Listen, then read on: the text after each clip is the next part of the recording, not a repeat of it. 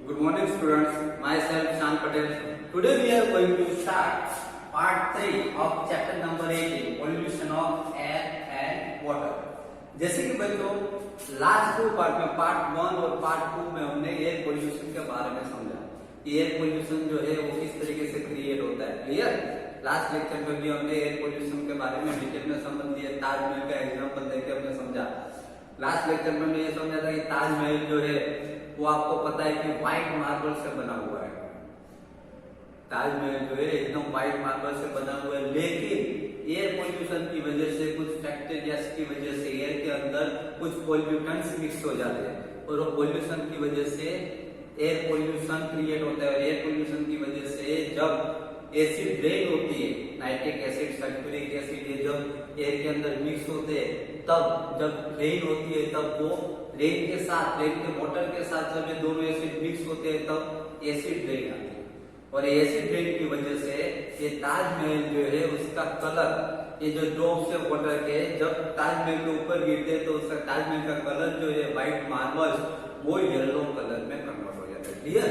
तो ये air pollution की वजह से होता है। आज के लेक्चर में जो हम डिस्कस करने जा रहे हैं वो भी एयर पोल्यूशन की एक इफेक्ट है। Okay, see here green house effect. So what is green house effect? आपके माइंड में क्वेश्चन की सर ग्रीन हाउस इफेक्ट क्या होता है? तो ग्रीन हाउस मीनिंग का अगर शॉर्ट में हम ग्रीन हाउस इफेक्ट का मीनिंग समझे तो शॉर्ट में इसका मतलब होता है कि हमारे एटमॉस्फेयर में कार्बन डाइऑक्साइड जब इंक्रीज होता है, हमारे एटमॉस्फेयर में जब हीट ज्यादा हो जाती है, कार्बन डाइऑक्साइड इंक्रीज होने लगता है, उसको ग्रीन हाउस इफेक्ट कहा जाता है। जो शॉर्ट में कहा जाए तो डिटेल में देखते हम समझते हैं। See here, you know that the sun's rays warm the earth surface. आपको पता है कि सन के रेज जो है वो हमारी अर्थ की सरफेस को वार्म कर देते हैं, गर्म कर देते हैं। जब सन के रेज हमारी अर्थ के ऊपर गिरते हैं तो हमारी अर्थ गर्म होती है। Then a part of the radiation that falls on the earth is absorbed by it and a part is reflected back into space. देखिए यहाँ पर ऐसा बताया गया है कि part of the radiation that falls on the earth, जो अर्थ के ऊपर जितने पार्ट में जब ये हीट आती है वो एब्सॉर्ब हो जाती है। Then a part is reflected back into space, और कुछ पार्ट हीट का ऐसा होता है जो बैक वापस स्काई में जाता है। A part of the reflected radiation is trapped by the atmosphere. देखिए कुछ पार्ट ऐसा जो रिफ्लेक्टेड होता है, जो हीटिंग का पार्ट है, जो सन रेज जो रिफ्लेक्टेड होती है हीटिंग, वो कुछ पार्ट ऐसा होता है जो हमारा एटमॉस्फेयर जो है वो हमारी अर्थ के ऊपर उसको ट्रैप कर देता है, याद रखिएगा। Then the trap radiation further warm the earth. अभी ट्रैपिंग रेडिएशन जो होते हैं, फिर से एक बार बता दूं कि सन के जो रेज आते हैं, सन की जो हीटिंग आती है वो हमारी अर्थ के ऊपर गिरती है तो हमारी अर्थ जो है उसको एब्सॉर्ब कर लेते हैं हीटिंग को, इसकी वजह से हमारी अर्थ गर्म होती है। अब कुछ पार्ट ऐसे होते हैं जो सन रेज के जो वापस उसकी हीटिंग जो है वापस स्काई में जाने की ट्राई करती है, लेकिन हमारे अर्थ का जो एटमॉस्फेयर जो है उसको ट्रैप कर देता है, वो वापस उसको जाने नहीं देता, जिसकी वजह से हमारी अर्थ जो वापस ये जो हीटिंग है वापस अर्थ के ऊपर आती है और हमारी अर्थ जो है वो हीट होती है, वो गर्म होती है, clear? Then if you have seen a greenhouse in a nursery और elsewhere, recall that the sun's heat is allowed to get in but is not allowed to go out. The trapped heat warms the greenhouse. देखिए यहाँ पर ऐसा बताया गया है कि अगर आपने ग्रीन हाउस देखा है या फिर कोई और green house in nursery, nursery में अगर आपने ग्रीन हाउस देखा हो, ग्रीन हाउस का example 6th standard 7th standard in सब में आप पढ़ चुके ग्रीन हाउस के बारे में। तो ग्रीन हाउस अगर आपने नर्सरी में देखा हो तो आपको पता होगा कि उसमें सन के रेज जो एंटर होते हैं, सन के रेज जो है वो ग्रीन हाउस में एंटर तो हो जाते हैं लेकिन वो वापस बाहर नहीं जा पाते। ग्रीन हाउस के अंदर एंटर तो हो गए लेकिन सन के रेज वापस बाहर नहीं जा पाते। The trapped heat warm the green house. इसकी वजह से जो हीट ट्रैप्ड हो गई है ग्रीन हाउस के अंदर, वो ग्रीन हाउस को वार्म कर देगी, वो गर्म करने लगेगी ग्रीन हाउस को। The trapping of radiation by the earth atmosphere is similar. Earth के एटमॉस्फेयर में जो मैंने आपको बताया कि सन के रेज ट्रैप हो जाते हैं, तो वो भी इसी तरीके से होते हैं। ये जो ग्रीन हाउस में हमने देखा वैसे ही हमारी अर्थ के एटमॉस्फेयर में होता है। सन के रेज जो वापस जाने की कोशिश जो करते हैं, ट्राई जो करते हैं, वो वापस नहीं जा पाते, हमारे अर्थ के एटमॉस्फेयर में फंस जाते हैं, जिसकी वजह से हमारी अर्थ जो है वापस गर्म होगी होगी।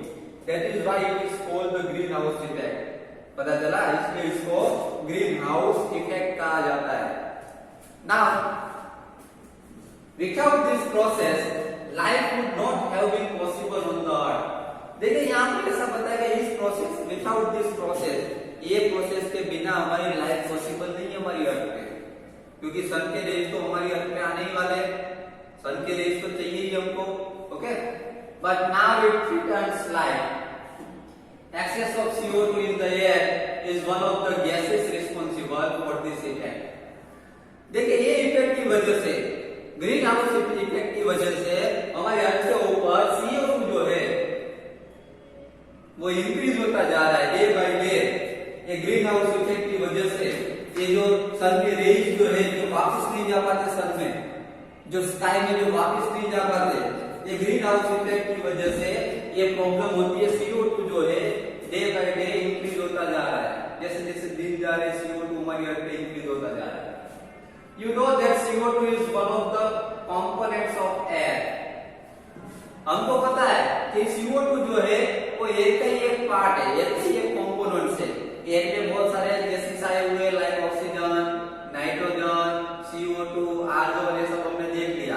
तो CO2 जो है वो भी हमारे एटमॉस्फेयर में एयर का एक कंपोनेंट है। You have also studied the role of carbon dioxide in the plants। आपको पता है प्लांट्स में भी कार्बन डाइऑक्साइड का एक इम्पोर्टेंट रोल है। प्लांट्स के अंदर, प्लांट्स की जो फोटोसिंथेसिस प्रोसेस जो होती है, फूड मेकिंग प्रोसेस, उसमें CO2 यूज होता है। Then but if there is excess of CO2 in the air, it acts as a pollutant। लेकिन यहाँ पर ऐसा बताया गया है कि अगर कुछ हद से ज्यादा अगर कार्बन डाइऑक्साइड जो है, CO2 जो है हमारी अर्थ के अंदर इंक्रीज हो जाए, एक्सेस ऑफ CO2 एक्सेस हो जाता है, ज्यादा हो जाता है, तो वो पोल्यूटेंट्स बन जाता है। On the one hand, CO2 is continuously being released because of human activities। अगर वन एंड पे देखा जाए तो CO2 जो है कंटिन्यूअसली रिलीज होता जा रहा है ह्यूमन एक्टिविटी की वजह से। हम कुछ बर्निंग करते हैं, उसमें से CO2 रिलीज होता है, बहुत सारी ह्यूमन एक्टिविटी की वजह से CO2 day by day increase होता जा रहा है। On the other hand, area under forest is decreasing. दूसरे एंड में देखने जाए तो फॉरेस्ट वाला जो एरिया है वहां पे CO2 डिक्रीज होता जा रहा है। फॉरेस्ट में CO2 डिक्रीज होता है क्योंकि उसमें फॉरेस्ट जो ट्रीज है उसकी वजह से ऑक्सीजन जो है वहां पे ज्यादा रिलीज होता है। Then the plants utilize CO2 from the atmosphere for photosynthesis। इसलिए क्या होता है कि प्लांट जो है CO2 को यूटिलाइज कर लेता है, thereby decreasing the amount of CO2 in the air। इसकी वजह से CO2 जो है, CO2 का अमाउंट ऑफ CO2 जो है वो डिक्रीज होती जा रहा है, क्योंकि प्लांट उसको क्या कर लेता है, एब्जॉर्ब कर लेता है, ऑक्सीजन रिलीज करता है। Now, deforestation leads to an increase in the amount of CO2 in the air because the number of trees which consume CO2 is reduced। देखो बच्चों, यहाँ पर ऐसा बताया गया है डिफोरेस्टेशन की वजह से। पहले तो ये समझ लीजिए कि व्हाट इज डिफोरेस्टेशन। डिफोरेस्टेशन क्या है? डिफोरेस्टेशन मींस ट्रीज को कट करना। डे बाय डे हम क्या करते जा रहे हैं, ट्रीज को कम करते जा रहे हैं, ट्रीज को कट करते जा रहे हैं फैक्ट्री बनाने के लिए, या तो फिर कोई और यूजेस के लिए हम ट्रीज को क्या करते जा रहे हैं, कट करते जा रहे हैं। क्लियर? तो ये इसको डिफोरेस्टेशन कहते हैं, ट्री को कट करना। अब ट्रीज कट होगी तो क्या होगा, जैसे जैसे ट्रीज कट होती जाएगी वैसे वैसे ऑक्सीजन का लेवल जो है वो डाउन होता जाएगा, डिक्रीज होता जाएगा, क्योंकि ट्रीज क्या करती है, हमको ऑक्सीजन प्रोवाइड करती है और कार्बन डाइऑक्साइड को एब्जॉर्ब कर लेती है। तो कार्बन डाइऑक्साइड तो ट्रीज कट होंगे तो उतना कार्बन डाइऑक्साइड तो कम एब्जॉर्ब होगा ना। इसकी वजह से CO2 का लेवल जो है डिफोरेस्टेशन की वजह से डे बाय डे इंक्रीज होता जा रहा है। So see here, deforestation leads to an increase in the amount of CO2 in the air। Deforestation की वजह से हमारे ये एटमॉस्फेयर में, एयर में CO2 जो अमाउंट ऑफ CO2 इंक्रीज होता जा रहा है। Because the number of trees which consume CO2 is reduced। देखिए क्या हुआ, क्योंकि जो ट्रीज CO2 जो कंज्यूम करती थी वो ट्रीज क्या होती जा रही है, कट होती जा रही है, जिसकी वजह से CO2 का लेवल इंक्रीज होता जा रहा है। Then human activities has contribute to the accumulation of CO2 in the atmosphere। ये ह्यूमन एक्टिविटी की वजह से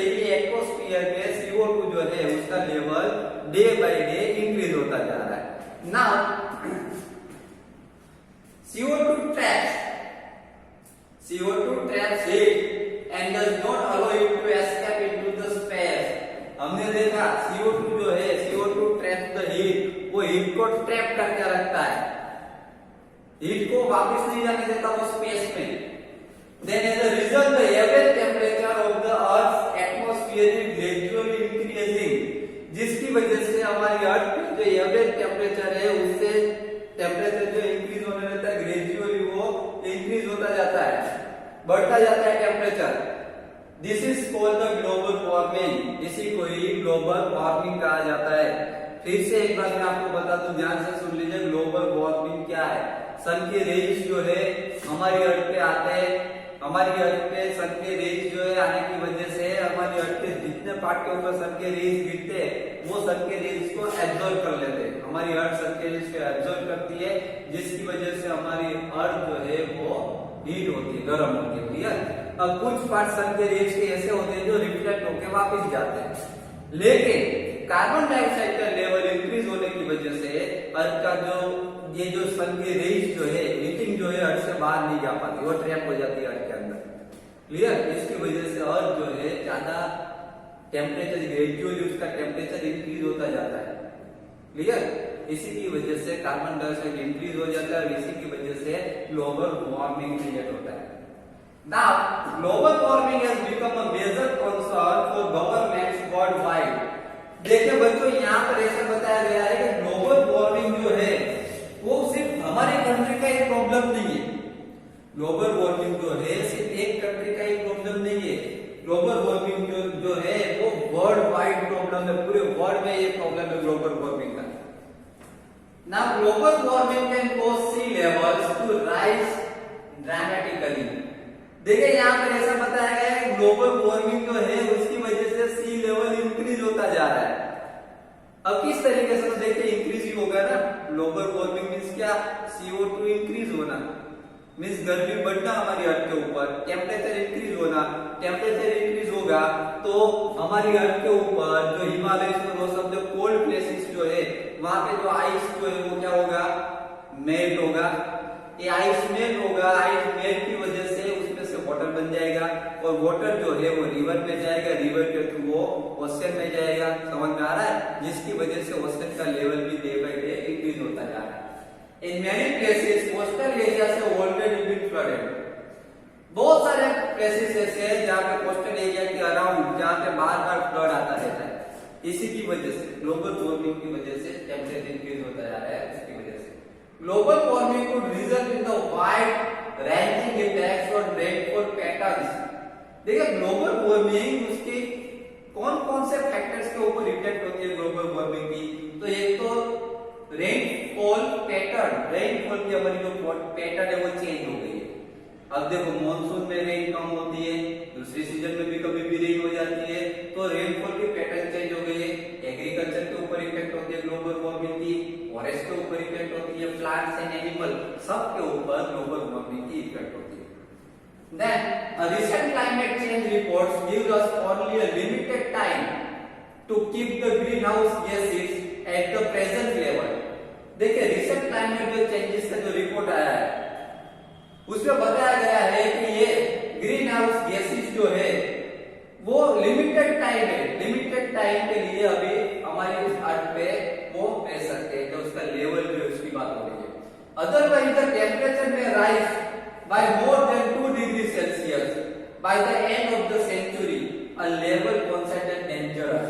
यहाँ पे ऐसा बताया कि टेम्परेचर अगर इसी तरीके से इंक्रीज होता रहा, इसी तरीके से बढ़ता रहा, तो सेंचुरी के एंड में 2 डिग्री सेल्सियस ज्यादा हो जाएगा और वो हमारे लिए, हमारे वर्ल्ड के लिए, हमारी अर्थ के लिए बहुत ही डेंजरस है। क्लियर?